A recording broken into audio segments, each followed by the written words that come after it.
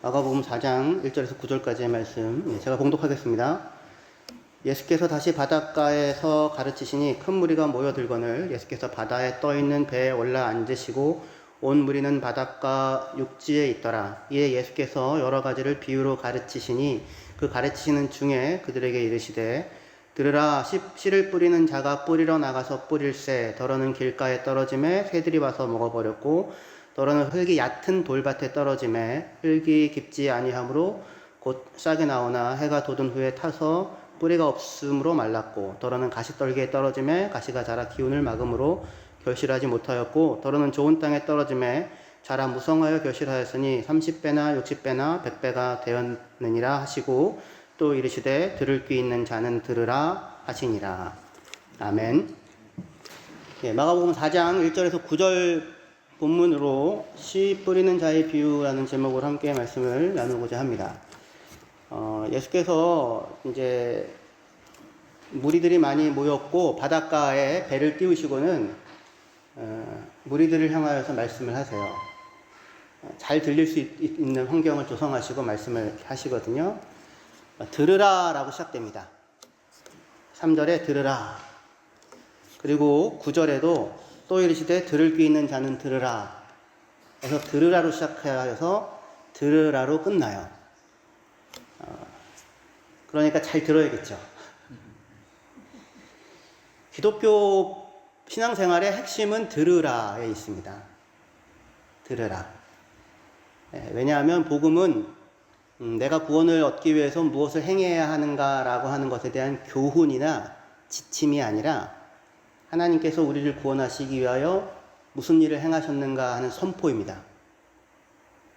하나님이 행하신 일에 대한 선포예요. 그러니까 우리는 들어야 하는 거예요. 들으라라고 말씀을 하시는데 예수님께서 들으라고 하시면서 하시는 비유의 내용은 되게 단순합니다. 씨를 뿌리는 사람이 씨를 뿌리러 나가서 씨를 뿌리는데 마가복음에 따르면 씨 하나는 길가에 떨어지고 근데 새가 와서 먹어버렸고 또 하나는 돌짝에 떨어졌는데 뿌리를 내릴 수 없어서 말라버렸고 또 하나는 가시떨기에 떨어졌는데 가시들에 숨이 막혀서 열매가 없었고 그런데 다른 씨들은 좋은 땅에 떨어져서 자라고 성장하여 열매를 맺었다. 하나는 30배, 하나는 60배, 하나는 100배가 되었다. 들을 귀 있는 자는 들어라. 그렇게 얘기하시는 거예요. 이게 무슨 얘기입니까, 이 얘기가 도대체? 밑도 끝도 없이 시작되는 이 얘기를 통해 예수님은 무슨 내용을 무리들에게 전달하려고 했던 걸까요? 아무데나 씨를 뿌리면 안 된다는 얘기일까요? 좋은 땅이 되자, 좋은 땅과 같은 사람이 되자 하는 말씀일까요? 흩어 뿌리는 일의 비효율성을 말씀하시는 걸까요? 아니면 어차피 안 될 놈은 안 되고 될 놈은 된다. 뭐 그런 얘기인가요?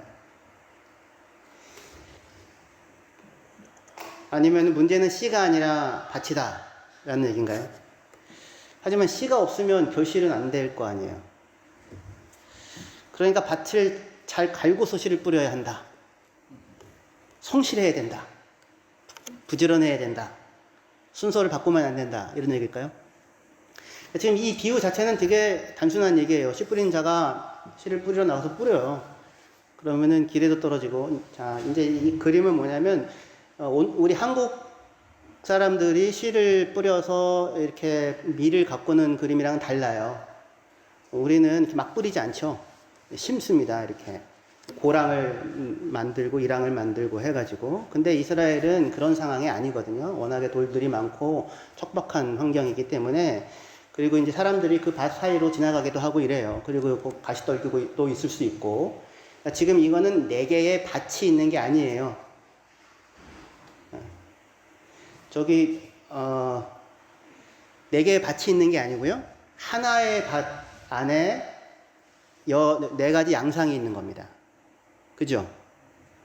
이 길만 잔뜩 있고 돌만 잔뜩 있고 가시떡이 잔뜩 있고 여기 이렇게 좋은 땅이 있는 그런 거 그럴 수는 없죠. 그렇죠? 그러니까 하나의 밭 안에 다양한 양상이 있는 거예요. 그렇죠? 거기에 이제 씨를 뿌립니다. 근데 어느 거는 길 위에 떨어질 수도 있고 어느 거는 돌들이 이스라엘 워낙에 돌들이 많으니까 돌들 가득한 땅에 떨어질 수도 있고 그래서 싹이 나지만 뿌리가 없어가지고 금방 사라져 버리고 어느 곳은 가시떨기들이 있는 곳에 떨어질 수도 있고 씨가 자라지만은 열매를 맺지 못할 수 있고 그죠? 그리고 또 좋은 땅에 떨어진 씨들은 30배, 60배, 100배 결실했다.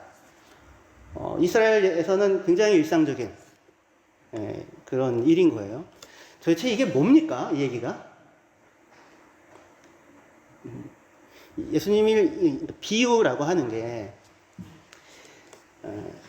비유는 무엇을 기준으로 무엇과 비교하려고 이 얘기를 하나가 결정되어야 해요. 그 기준점이 없으면 그래서 그 기준점을 가지고 비유를 통해 무슨 얘기를 하려고 하는가가 결정되지 않으면 비유야말로 정말 귀에 걸면 귀걸이, 코에 걸면 코걸이가 되거든요.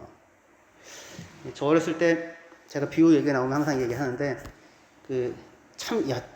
우리 진성 집사님은 쌕쌕이 같아 이렇게 얘기하면 쌕쌕이가 뭐냐면 전투기예요. 엄청나게 빠른 이렇게 지나가는.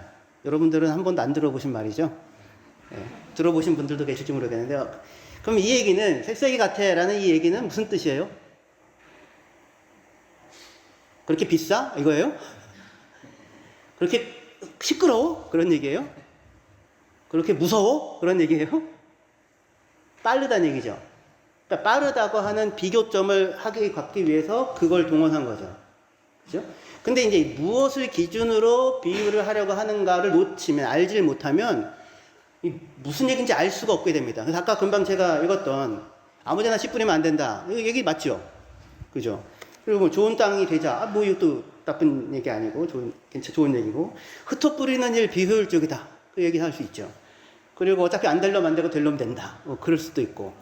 그리고 문제는 씨가 아니고 밭이다. 뭐 그렇게 생각할 수도 있고. 그 다음에 밭을 갈고 뿌려야 된다. 부지런해야 된다. 순서를 잘 정해야 된다. 그럴 수도 있죠. 그죠? 다 이거 맞는 얘기예요? 틀린 얘기예요? 그 자체로 맞는 얘기죠. 지혜죠. 지혜. 교훈이고 가르침이죠. 그러니까 얼마든지 이 비유를 가지고 이런 얘기 할 수 있어요? 없어요? 있죠. 얼마든지. 근데 도대체 예수님은 어떤 중고점으로 어디에 서서 무슨 얘기를 하려고 이 비유를 하나 이걸 알아야 될 거 아니에요. 섹스기 같아. 근데 그렇게 무서워, 뭐 시끄러워 이렇게 하면 안 되잖아요. 그렇죠? 근데 저는 이 비유를 오늘 설교의 제목을 씨 뿌리는 자의 비유라고 정했어요. 그렇게 한 이유는 마태복음에서 예수님이 이 비유를 해설하시면서 우리가 물론 마가복음을 읽었지만 씨 뿌리는 자의 비유를 들으라 이렇게 얘기하세요. 그러니까 예수님은 지금 이 비유를 씨 뿌리는 자의 입장에서 씨 뿌리는 자라는 중거점을 가지고 이 얘기를 하신다고 우리가 생각할 수 있어요. 그죠? 네. 우리들은 많은 제가 이 설교를 준비하기 위해서 설교를 굉장히 많이 들었거든요. 한 20개 정도 들은 것 같아요. 더 들었을지도 모르고. 대부분 그 밭의 입장에서 비유를 이해해요. 그 이유는 아마 교회에는 예수님은 말씀을 전하는 씨 뿌리는 자로 계셨고, 그리고 그 이후에 우리가 교회잖아요. 그럼 우리는 그 받은 씨가 어떻게 열매 맺을 수 있는가라는 관심을 가지고 이 얘기를 듣게 되니까 아무래도 그 밭의 입장에서 이 비유를 접근하게 될 수 있을 것 같아요. 대체로 그래요. 10개 중에 8개 정도는 그렇게 접근하시는 것 같아요. 한 2개 정도는 조금 접근이 다르고, 뭐가 맞다, 뭐가 틀리다는 얘기를 하려고 하는 거 아니고요. 예. 이것만 맞아. 이렇게 얘기하시는 분들은 조심하십시오. 예. 하나님의 말씀이 무수한 시대와 역사 속에 각각의 사람들에게 적절하게 전달되어 왔거든요. 많은 역사 속에서요. 근데 저는 오늘 특별히 이 비유를 씨 뿌리는 자의 비유라고 하는 예수님 자신이 마태복음에서 말씀하신 제목을 따라서 이 비유를 생각을 해보려고 하는 거예요. 이렇게 예수님이 비유를 하셨습니다. 그러면 이 비유의 내용 자체는 무리들은 지금 현재 이 비유만 들었어요. 여러분들처럼. 이 비유의 해설을 모르시는 분도 계세요. 여기 계신 분들 가운데. 진호 형제, 예수님이 이 비유를 해설해 준 거 들어봤어요? 네, 못 들어봤죠? 비유는 들어봤어요? 지금 처음 들었죠? 네. 이거 무슨 얘기일 것 같아요, 이거? 씨 뿌리는 자가 뿌리러 나가가지고 뿌렸는데 길가, 돌짝, 가시덤불 제대로 안 됐고, 근데 좋은 땅에 떨어진 거는 30배, 60배, 100배 됐다. 들을 게 있는 자는 들어라. 무슨 얘기일 것 같아요? 잘 모르겠어요? 어차피 덜려면 되고 안 덜려면 안 된다는 거예요? 흩어 뿌리는 건 비효율적이다 이거예요? 지혜롭게 해야 된다 이거예요? 지금 저희 진호 형제 같은 분이 굉장히 귀한 분이에요. 왜냐면 다른 분들은 다 나름 해석을 갖고 있잖아요. 이미. 그죠? 근데 진호 형제는 지금 처음 듣는 겁니다. 처음. 그러니까 예수님의 비유 세계 속에 들어가 있는 그분이에요, 지금. 마가복음에서 예수님이 씨 뿌리는 자의 비유를 하고요. 그 다음에 씨를 뿌렸는데, 자고 일어났는데, 어느 농부가 씨를 뿌렸는데, 자고 일어났는데, 어떻게 자라는지 모르는데 저절로 자랐다라는 그 비유를 이어서 하시고, 그 다음에 겨자씨 비유를 하세요. 그 세 가지 비유가 연달아 나오는데, 그런데, 마가복음 4장 10절, 마가복음 4장 10절에 보시면, 예수께서 홀로 계실 때에 함께 한 사람들이 12제자와 더불어 그 비유들에 대하여 물으니 이렇게 돼요. 그러니까 지금 1절부터 9절까지 무리들에게 한 비유를 일단은 마가복음은 들려줘요. 그러고 나서 장면이 갑자기 약간 전환이 됩니다. 10절에 예수님이 지금 어디에 계세요? 홀로 계세요, 따로. 근데 홀로 계실 때에 제자들과 12제자와 또 누구? 12제자와 또 누구? 함께 한 사람들. 이런 거 하나하나 다 중요해요. 12제자와 함께 한 사람들이 와서는 비유에 대해 물어요. 그러자 예수님이 비유를 이제 해설해 주십니다. 그래서 지금 마가복음을 읽는 사람들에게 어떻게 지금 이거를 하냐면, 먼저 1절부터 9절까지 밑도 끝도 없는 비유를 일단 듣게 해요. 그리고 나서 장면을 전환시켜서 제자들이 등장합니다. 예수와 함께 있는 사람들이요. 그리고 그들이 물어요. 그러니까 사실은 이거는 예수님이 비유를 한 이후에 묻는 거예요. 왜냐하면은 10절에 이렇게 얘기합니다. 예수께서 홀로 계실 때에 함께한 사람들이 12제자와 더불어 그 비유들에 대하여 물으니예요. 그러니까 그냥 씨 뿌리는 비유 하나만이 아니고요. 비유들이죠. 그러니까 마가복음에서 예수님은 세 가지 비유를 하거든요. 그러니까 그 비유 끝나고 나중에 예수님 혼자 계실 때 제자들이 물었던 거예요. 그러니까 시간상으로는 후대에 있다가 있었던 일인데, 그런데 굳이 마가는 이거를 이 자리에다가 위치시킵니다.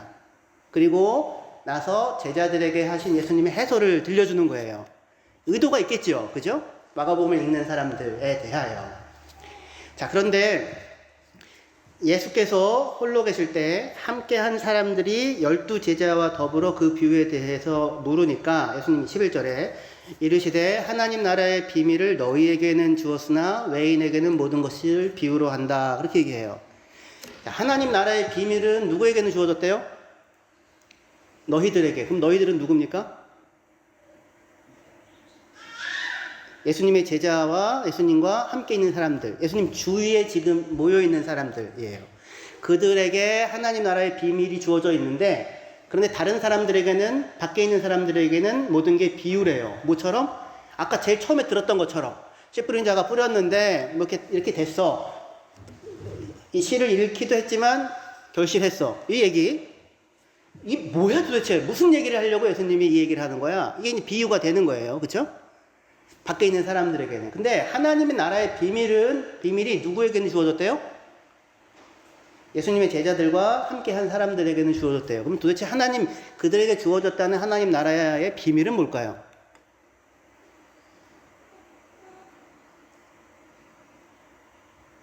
제자들이 이 비유를 듣고 금방 알아먹었어요. 이게 무슨 얘기인지?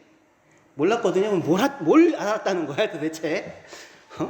근데 하나님 나라의 비밀이 주어졌다고 할 때, 이때 비밀은 시크릿가 아니고요, 미스테리예요. 시크릿은 뭐냐면 알려주지 않아서, 꽁꽁 알려주지 않아서 모르는 거, 그런 걸 시크릿이라고 해요. 진성 집사님, 이거 비밀입니다. 어디 가서 절대로 얘기하시면 안 돼요. 그리고 났더니 다 알더라. 그죠? 저한테 목사님 이거 비밀입니다. 어디 가서 얘기하지 마십시오. 저를 너무 믿지 마십시오. 제가 웬만하면 안 내보내는 편입니다. 웬만하면 안 내보내는 편이는데, 근데 그런 것이 시크릿이에요. 예, 알려주지 않아서. 근데 뭐 다 알게 되더라. 근데 지금 이거는 시크릿이 아니고요. 미스테리예요. 그러니까 보면서도 뭔지 모르는 거예요. 그게 지금 이 비유와 관련된 부분입니다. 그럼 하나님 나라의 비밀은 뭘까요, 지금? 그들에게 주어졌다는. 그건 예수님 자신입니다. 예수님 자신. 하나님 나라 자신. 예수님이 하나님 나라잖아요. 예수님이 있는 곳 옆에 있는 사람들이 지금 거기 하나님의 나라죠. 그죠? 그러니까 하나님의 나라가 그들에게 주어져 있어요, 없어요? 있죠. 거기 그 신비가, 하나님 나라의 신비가 지금 어디에 숨쉬고 있어요? 그들 안에 거기에. 왜? 누가 계시니까? 예수님이 계시니까. 이 신비예요, 신비. 놀라운. 여러분들 하나님 나라의 비밀이 여러분들에게 주어져 있습니까? 주어져 있지요. 누가 여러분들 가운데 계시면? 예수님이 여러분들 가운데 계시면. 근데 그냥 있는 게 공간적으로 같은 공간을 점유한다는 게 아니라 예수가 내 하나의 나라의 왕으로, 구원자로, 통치자로 그게 보여지면, 그게 믿어지면, 그래서 그와 지금 관계를 맺고 함께하고 있으면, 그래서 지금 예수의 제자들과 예수와 함께한 사람들이에요. 근데 이 부분이 마가복음에 굉장히 중요해요, 지금. 그래서 예수님 비유를 하나 뚝 던져놓고는 갑자기 마가가 중단시키고 이 장면으로 전환시키는 겁니다. 하나님 나라의 핵심, 예수와 함께한, 예수를 믿고 하나님 나라의 신비를 지금 누리고 있는 사람들. 요 마가복음 4장 바로 앞에는 3장 마지막이 있어요. 3장 마지막에는 어떤 장면이 있냐면 예수님 한 집에 있는데 예수님의 어머니와 형제 자매가 예수님을 찾으러 옵니다. 그래가지고 사람들이 얘기해줘요. 예수님 밖에 예수님 어머니랑 형제 자매가 있다고. 그랬더니 예수님이 그래? 얼른 엄마 왜? 이렇게 나간 게 아니라 그때를 이용하여 뭔가를 가르치셔요. 누가 내 어머니고 누가 내 형제냐, 이렇게 기회를 놓치지 아니하시고 누가 내 어머니고 누가 내 형제냐. 그리고는 자기 집안에 같이 있었던 사람들 있잖아요. 그 사람들을 둘러보시고 이르시되 이들이 너희가 내 형제다라고 얘기하면서 하나님의 뜻을 행하는 자들이 내 어머니고 형제고 자매다, 그렇게 말씀하세요. 그럼 지금 누가 하나님의 뜻을 행하고 있다는 겁니까? 주위에 있는 사람들을 둘러보시고 그들을 향하여 이 사람들이 나의 형제다, 하나님의 뜻을 행하는 자가 내 형제다. 그 얘기 무슨 얘기예요? 하나님의 뜻이 뭐예요 지금? 그러니까 예수와 한 집에 속한 사람들. 지금 그 바로 앞에 바알세불 논쟁이 일어나요. 집주인이 누구냐는 논쟁이에요. 그러니까 지금 이렇게 마가복음은 이 비유를 중심으로 예수님의 집에 속한 사람과 예수님과 함께 있는 사람들을 이렇게 배치해 놓고 그 사이에 지금 비유를 지금 하고 있는 중인 겁니다. 그러니까 이 이야기가, 이 사실이 예수와 함께 와 있는 지금 이 사람들, 예수의 하나님 나라의 신비 자체인 예수님 곁에 지금 사람들이 모여 있고 그들에게 지금 예수님이 말씀을 하고 계시죠. 이 장면이 이 비유를 이해하는 가장 중요한 중거점이 되는 거예요. 그래서 비유 해설과 비유 사이에 이 내용을 지금 집어넣고 있는 것입니다. 예수님은 지금 씨 뿌리는 자로 오셔서 씨를 뿌리고 있어요. 그리고 지금 이 자기 곁에 있는 사람들에게 말씀을 지금 전해주고 있습니다. 그런데 지금 예수님 곁에 있는 이 사람들은 지금 예수님의 말씀을 얼마나 제대로 잘 알아듣고 있나요? 비유를 금방 알아들었어요? 그렇지 않죠? 그죠? 예수님 곁에 있는 사람들에게 나타나는 모습들이 사실은 어떻게 보면 제가 준 그림 슬라이드 첫 번째 1번 있죠? 말씀을 들은 자의 4가지 반응이 나오는데 예수님의 이제 해설입니다. 예수님이 이렇게 해설을 해줘요. 길가에 씨앗이 떨어진 사람들은 말씀을 들었는데 사탄이 즉시 와서 그들에게 뿌려진 말씀을 빼앗긴 자에 대한 이야기다. 그 다음에 돌밭에 떨어진 자라는 거는 말씀을 들었는데 즉시 기쁨으로 받지만 속에 뿌리가 없어서 잠시 견디다가 말씀 때문에 일어나는 환난이나 박해가 있을 때 곧 걸려 넘어지는 자다.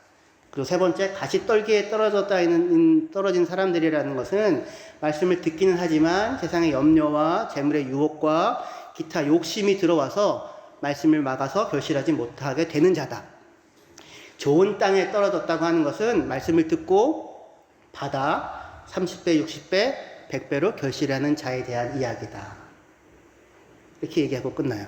그러면 이 얘기를 통해 예수님이 우리에게 들려주시고 싶은 얘기는 뭐예요? 이 얘기를 들으면 여러분 무슨 생각이 드십니까?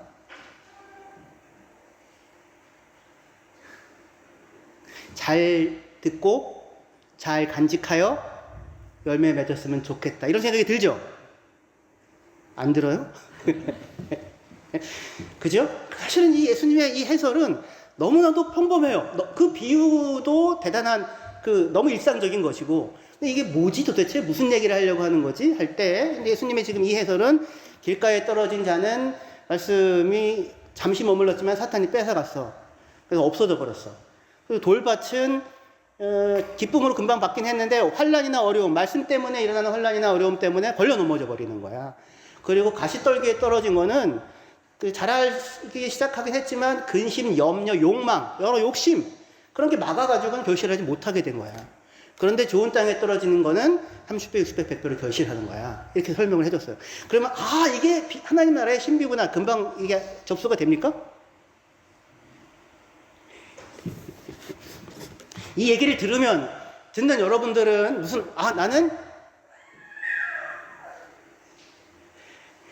나는 어떤 반응을 보이는 자하면 좋겠다? 좋은 땅, 30배, 60배, 100배의 결실을 맺으면 좋겠다. 이렇게 생각할 수 있죠. 그렇게 되면 우리는 이 이야기를 듣는 자의 입장에서, 네 가지 밭의 입장에서 얘기를 들을 수 있는 거예요. 그런데 이거를 씨 뿌리는 자의 입장에서 생각하면, 그죠? 씨 뿌리는 자의 비유를 들으라라고 했잖아요. 그럼 씨 뿌리는 자의 입장에서 생각하면 지금 일어나고 있는 일은 길가에도 돌짝에도 가시에도 떨어지지만 하지만 좋은 땅에 떨어져서 30배, 100배의 결실을 맺고야 마는 거죠. 그렇죠? 이 농사는 성공하는 농사가 될 거예요. 그렇죠? 씨 뿌리는 자는, 씨 뿌리는 자의 입장에서는. 자, 그런데 이걸 잘 생각해 보세요. 이 얘기를 들을 때 여러분들은 스스로 생각할 때 여러분들은 길가 같은 모습이 많습니까? 돌짝 같은 모습이 많습니까? 가시떨기 같은 모습이 많습니까? 아니면 좋은 밭입니까?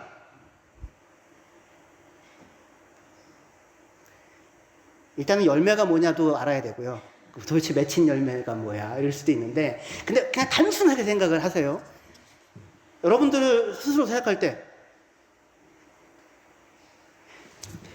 근데 예수님께서 지금 이 얘기를 누구에게 해설해줘요? 제자들에게. 자기 곁에 지금 와 있는 제자들에게. 하나님 나라의 신비로서 하나님 나라 통치하는 그리고 예수님이 모아둔 거잖아요, 다들. 나를 따라오너라, 나를 따라오너라, 나를 따라오너라 해가지고 다 지금 모아두셨잖아요. 그리고 예수님이 지금 말씀을 계속하고 계시죠. 계속해서 가르치고 계시죠. 그렇죠? 계속 말씀을 하시고 계속 가르치시고 말하자면 계속 씨를 뿌리는 거죠. 하나님 나라의 말씀을, 천국의 그 말씀을 선포하고 계시는 거죠. 그런데 제자들은 이 말씀을 얼마나 알아들었나요? 예수님의 말씀을.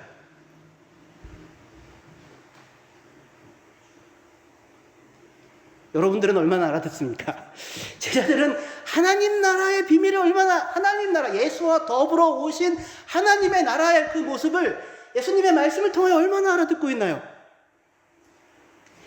예를 들면 베드로가 주는 그리스도시고 살아계신 하나님의 아들입니다. 마태복음에서는 16장, 마가복음에서는 8장에서 이렇게 고백을 하거든요. 근데 그렇게 고백하자 예수님이 드디어 예수님이 내가 고난을 받고 죽임을 당하고 십자가를 지고 그리고는 3일 만에 살아날 것을 말씀하기 시작하세요. 고난을 당하고 죽임을 당하고 그리고는 살아날 것을 말씀하십니다. 근데 그 얘기를 베드로가 듣고는 예수님 그런 말 하지 마십시오. 절대로 그런 일이 당신에게 일어날 수 없습니다. 나면 안 되고 일어날 수도 없습니다. 그렇게 얘기를 해요. 그랬더니 예수님이 사탄아 물러가라, 너는 나를 넘어지게 하는 자로다, 이렇게 얘기해요. 걸려 넘어지게 하는 자로다. 스칸달론이라고 하거든요. 스캔들. 그게 걸려 넘어지게 한다는 얘기예요. 그러니까 지금 베드로는 예수님과 더불어 온 하나님 나라의 말씀이 뭔지 이해해요? 못 이해해요? 이해하지 못해요. 무슨 말인지를. 그리고 그 이후에 예수님이 계속해서 얘기하십니다. 틈만 나면 인자가 예루살렘에 올라가서 고난을 당하고 그리고 많은 사람들을 위하여 십자가에 죽고 그리고 살아날 것을 말씀하십니다. 근데 제자들이 전혀 알아듣질 못해요. 길가 같은 모습이죠. 그죠? 들어가질 않아요. 무슨 얘기인지를 들을 수가 없어요. 왜 그렇습니까? 그들이 생각하는 하나님 나라의 그림이 뭐예요? 메시아가 와서 죽어버리는 하나님 나라는 생상도 할 수 없는 거잖아요. 그죠? 그들이 생각하는 하나님 나라. 그러니까 이게 알아들을 수가 없는 모습이 나타나요. 제자들에게. 또한 제자들에게 돌짝 같은 모습도 분명히 있죠. 예수님께서 잡히실 때에 제자들이 어떻게 합니까? 다 도망가죠. 외면하고 부인하고 다 도망가요. 걸려 넘어지죠. 그죠? 제자들이 걸려 넘어집니다. 그뿐만 아니라 제자들 안에 이 가시떨기 같은 모습들이 가득하죠. 염려와 욕망과 부유함에 대한 욕심, 그 다음에 기타 여러 욕망. 왜 예수님을 따라다녔습니까? 야고보와 요한이? 하나님 나라에서 뭐 하려고? 좌우편에 앉으려고. 예수님 십자가 앞두고도 그래요. 누가 크냐? 그거 하고 있어요. 그들 안에 뭐가 가득해요? 욕심이, 어리석은 마음들이, 욕망들이, 염려들이, 이게 가득해요. 그러니까 도대체 이 제자들이라고 하는, 예수님이 지금 제자들을 자기 옆에다 두고 말씀을 계속해서 뿌리고 있는데, 제자들 안에 길가가 가득하고, 돌짝이 가득하고, 가시가 가득하죠. 그런데 예수님은 지금 여전히 그들에게 뭐 하고 있어요? 씨를 뿌리고 계시죠. 마치 뭐와 비슷해요? 씨 뿌리는 자가 뿌리러 나가서 씨를 뿌리는 것과 같아요. 길가에도 떨어지고 돌짝에도 떨어지고 가시떡에도 떨어져요. 하지만 좋은 땅에 떨어지는 씨앗들이 있고 그런 결실하게 될 거예요. 지금 예수님이 그 일을 하고 있는 겁니다. 씨 뿌리는 자의 입장에서 이 얘기를 생각하면. 제자들은 지금 사실은 마지막까지 도대체 하나님 나라가 뭔지, 예수님이 거기 있는 걸 알아요. 하나님 나라의 비밀인 예수님 자신이 거기 같이 있으니까 그를 믿고 그 함께 하고 있는 자들인 거 맞아요. 그런데 도대체 예수와 함께 와 있는 하나님의 나라가 무엇인지는 제대로 충분히 이해하지 못하고 있지요. 그래서 무슨 말인지 전혀 알아듣지도 못하기도 하고, 그리고 그 나라를 이루기 위하여 십자가를 지시는 거잖아요, 예수님이. 그 나라를 이루기 위하여. 근데 그 이루기 위하여 십자가를 지시는 그 일 때문에 걸려 넘어져서 부인하고 다 도망가고, 다 넘어지고, 그리고 그 안에 예수님을 쫓아가면서도 여전히 뭐가 가득해요? 여러 가지 욕망들이 가득해요. 이유는 뭐예요? 뭘 모르니까. 예수님이 누군지 모르니까.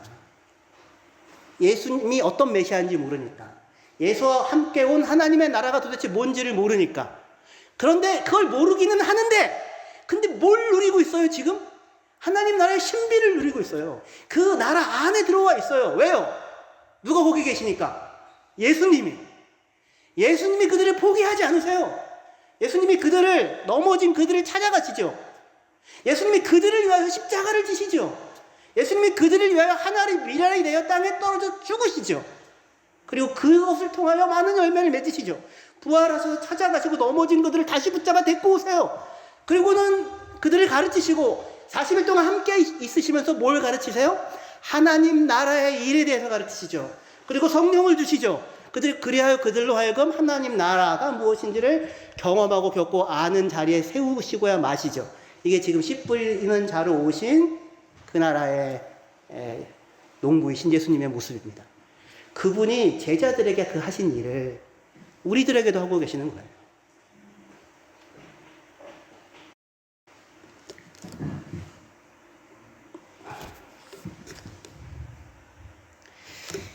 보기 좀 읽을게요. 마가복음 4장 11절부터요. 마가복음 4장 11절.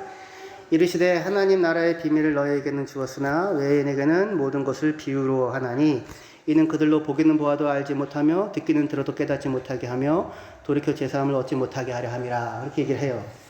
하나님 나라의 비밀이 지금 이 제자들에게는 있는데 밖에 있는 사람들에게는 지금 모든 게 비유래요. 그러니까 무슨 얘기인지 모르는 거예요. 그 얘기를 듣고는 무슨 생각을 할 수 있어요? 아까 씨 뿌리는 자의 비유? 이게 하나님 나라의 예수에 대한 이야기다. 하나님 나라에 대한 이야기다 라고 하는 씨 뿌린 자로 오신 예수에 대한 이야기다 라고 하는 것을 모르고, 알아도 예수와 그 깊은 관계, 씨 뿌리는 자로 오신 예수와의 그 함께 살아가는 삶, 예수가 제자들과 함께 살아가는 삶이잖아요. 포기하지 않고 찾아오셔서 그들을 건져내시고 구원내시는 이 깊은 관계 안에 들어와 있는 것이 없으면 그럼 외인이 되는데, 그러면 그 예수와 관계없는 사람들에게 있어서 이 비유는 뭡니까? 그냥 효율적으로 뿌려야 돼. 지혜롭게 해야 돼. 순서를 잘해야 돼. 부지런해야 돼. 성실해야 돼. 뭐 그런 거 되는 거죠. 그죠? 어떻게 하면 100배 얻을 수 있는 비결, 뭐 이런 거. 그런 것들이, 그런 것들이 말하자면 길가고 가시밭이고 돌짝이 되어지는 거예요. 지금 사실은 이 사람들, 예수님 밖에 있는 이 무리들은 예수님 말씀처럼 내가 비유로 하는 이유는 보아도 보지 못하고 들어도 듣지 못하고 깨닫지 못하게 하여 돌이켜 죄사함 받지 못하게 하려고 이렇게 한다고 얘기를 해요. 아니, 예수님이 말씀을 전하시는 이유가 돌이켜 죄사함 받게 하려고 말씀 전하시는 거 아니에요? 지금 이 얘기는 무슨 얘기예요? 나 예수님 그동안 내가 잘못 알았네. 근데 이 얘기는 사실은 이사야의 인용이거든요. 여기까지만 할게요. 이사야의 인용인데, 이사야에서 이렇게 돼요. 이사야가 환상을 봅니다. 하나님의 모습을 봐요. 거룩하신 하나님의 모습을. 그리고는 그 영광에 압도되면서 화로도 나로 죽게 되었도다. 내가 입술이 부정한 자로서 입술이 부정한 백성들 가운데 거하였는데 만군의 여호와의 영광을 보게 됐으니 나는 죽었구나. 두려워하는데 천사가 와서 그 입술을 찢어요. 그리고는 네 죄가 정결하게 됐다고 얘기를 합니다. 그리고 나서 하나님이 이렇게 얘기해요. 그렇게 하고 나서 내가 누구를 보내며 누가 우리를 위하여 갈고. 이게 무슨 얘기입니까? 누구 들으라고 하는 얘기입니까? 이사야 들으라고 하는 얘기잖아요. 그죠? 뭐 하라고? 네가 가라고. 네가 가라 얘야. 너 가라는 얘기야. 이거예요, 이 얘기.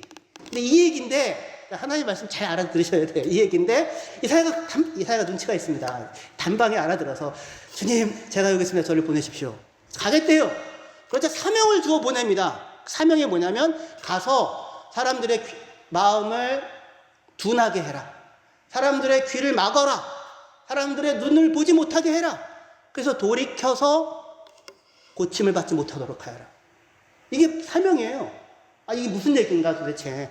가가지고 어떻게 해서든지 그 사람들 말 알아듣게 해가지고 귀를 그냥 열어서 홍성일 목사가 애쓰는 것처럼 좀 귀를 열어가지고 좀 알아듣게 좀 하고, 그래서 다 돌이켜가지고 구원을 받게 좀 해. 이래야 보내야 될 거 아니에요? 근데 지금 하나님이 하는 얘기가 그 얘기가 아니라 가서 마음을 둔하게 하고 귀도 막고 눈도 보지 못하게 해서 돌이켜서 고침받지 못하게 하라고 얘기하고 있어요. 이게 무슨 얘기입니까? 하나님 말씀의 의도가 뭐예요? 그래서 결국 그들이 다 포로로 끌려가고 이 땅이 황폐하게 될 거다, 이거 얘기예요. 그러면 그게 하나님이 정말 원하는 거면 안 보내면 될 거 아니에요. 그죠? 그게 하나님이 원하는 거면 안 보내야 되는 거잖아요. 근데 굳이 보내가지고 하는 이유는 무슨 얘기입니까? 원래 하나님의 속뜻은? 이사야가 가서 뭘 외쳐요? 야, 듣지도 마, 보지도 마. 이거 해요? 그게 아니라 너희는 돌이키라고 얘기합니다. 공평과 정의를 행하라고 얘기합니다. 돌아와서 하나님 뜻대로 행하고 살라고 얘기하는 거거든요. 근데 사람들이 그 말을 들어요? 안 들어요? 안 들어요. 그러니까 지금 이사야가 가서 외치는 것을 통하여 확인되는 게 뭐냐면, 그들이 하나님의 말씀을 듣고 돌이키기만 하면 하나님은 그들을 고치고 치유하실 텐데, 그러실 수 있는 분이신데, 그런데 이 백성은 마음이 완악하여 둔하여서 귀가 막히고 보지 못하여서 하나님을 외면하고 듣지 못하는 상황과 처지 가운데 있다는 사실을 그들에게 드러내고 밝혀라, 이거예요. 지금 그게 지금 말씀을 전하라고 보낸받은 사람들의 현실입니다. 그죠? 근데 그 현실에, 그래서 하나님 어떻게 얘기하시냐면, 그들은 다 결국에는 돌이키지 못하고 포로로 끌려가고 나라가 땅이 황폐해질 것이다. 그 중에 그러나 10분의 1이 남을 것이다. 10분의 1이 남지만 10분의 1도 그것도 황폐해질 것이다. 남아있는 거는 구루터기 하나가 남는다. 근데 그 거룩한 씨가 구루터기다. 이렇게 얘기하세요. 이게 무슨 얘기냐면, 거룩한 씨는 누구를 얘기해요? 여러분들이에요? 그 예수님입니다, 예수님. 그 남은 자, 여러분들 남은 자 얘기 많이 하는데, 10분의 1 남은 자, 그 남은 자들이 이스라엘을 구원하지 않아요. 그들이 무슨 끌려간 사람들이나 남달라서 그들에게 소망이 있는 게 아니에요. 소망은 누구에게 있냐면 예수 그리스도 한 분에게 있어요. 거룩한 씨인. 지금 이사야 선지자가 보냄을 받은 사람들의 상태예요. 귀가 막혀 있고 막 눈이 깨닫지 못하는 상태 가운데 있어요. 이유는 뭐냐면 마음이 둔해졌어요. 근데 그 마음이 둔해졌다는 말의 표현이 뭐냐면 기름기가 낀 마음이란 뜻이에요. 마음에 기름기가 가득해가지고 들리지가 않아요. 그러니까 왜 마음에 기름기가 가득하냐면 엉뚱한 것을 쫓고 있기 때문입니다. 자기의 길과 용사의 많음을 의지하고 하나님이 아니라 하나님의 나라에 대한 다른 잘못된 생각을 가지고 쫓고 있기 때문에 하나님의 말씀이 들리지 않는 상태, 그게 지금 이사야가 보냄을 받는 상태이고 예수님이 씨 뿌리러는 자로서 와서 씨를 뿌리고 있는 사람들의 상태인 거예요. 그게. 그런데 그럼에도 불구하고 예수님은 그 땅에 지금 뭘 하고 계세요? 씨를 뿌리고 계시는 겁니다. 제자들은 그들과 달라요? 여러분들은 그들과 다릅니까? 제자들도 똑같아요. 제자들 안에도 알아듣지 못하는 것들과 강팍함과, 그런데 그 제자들이 베드로가 주는 당신이 그리스도시고 살아가신 하나님의 아들입니다라고 하는 참된 진리의 말씀을 얘기하죠.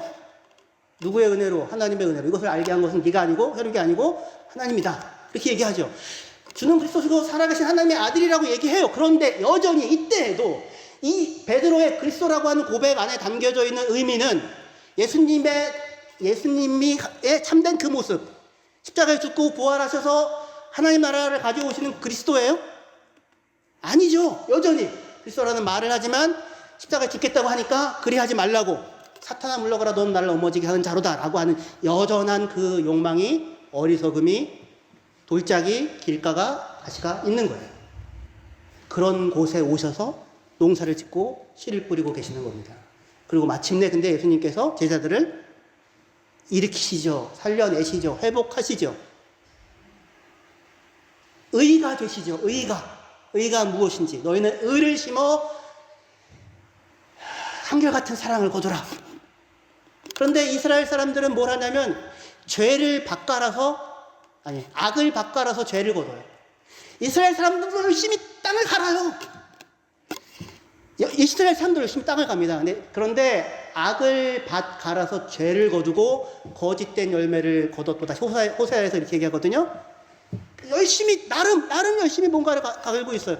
그러니까 제자들도 여전히 엉뚱한 하나님의 나라, 아직 온전하지 못한, 충분히 이해하지 못한 그런 게 제자들이든 무리들은 사실은 가득한데 예수께서 오셔서 그들을 부르시고 하나님 나라의 신비로 오셔서 여러분들의 삶 가운데 찾아와 하나님의 나라의 능력이 되어 주시었던 것입니다. 그리하여 여러분들이 이제 누가 됐어요? 하나님 나라의 열매 맺는 백성이 되었지요. 할렐루야? 아니에요? 우리들 안에 여전히 뭐가 있어요? 무슨 말인지 못 알아듣겠어. 무슨 말인지 못 알아듣겠어. 저는 그건 관심이 없습니다, 지금. 그럴 수 있어요. 우리 안에 여전히 뭐가 있어요? 돌들도 가득해요. 우리 안에 작은 시험과 어려움 때문에 넘어지기도 하는 그런 예수님 버리고 도망가는 마음도 있을 수도 있어요. 또 넘어지는. 그리고 우리 안에 여전히 가시덤불 같은 것들이 가득할 수도 있어요. 하지만 뭐가 중요해요? 우리 안에 누가 계세요? 예수 그리스도가 계시죠. 그게 우리의 소망이에요. 그분이 계시다는 게. 그분 주위에 있다는 게. 그의 집에 속해 있는 자가 되었다는 게. 그가 우리를 포기하지 아니하시고 그가 우리를 붙드셔서 의를 심어, 당신의 의를 심어 생명의 열매들로 우리를 맺어가시는 것입니다. 하나님의 나라를, 이 하나님의 나라, 예수와 함께 우리의 삶 가운데 신비로 찾아오신 그 하나님의 나라, 그 하나님의 나라에 여러분이 붙잡힐 수 있다면 우리 안에 이런저런 여러 가지 모습들이 여전히 아직도 가득할지라도 마침내 결실하여 귀한 열매를 맺는 그 일들이 저와 여러분의 삶 가운데 일어나게 될 것입니다. 기도하시겠습니다.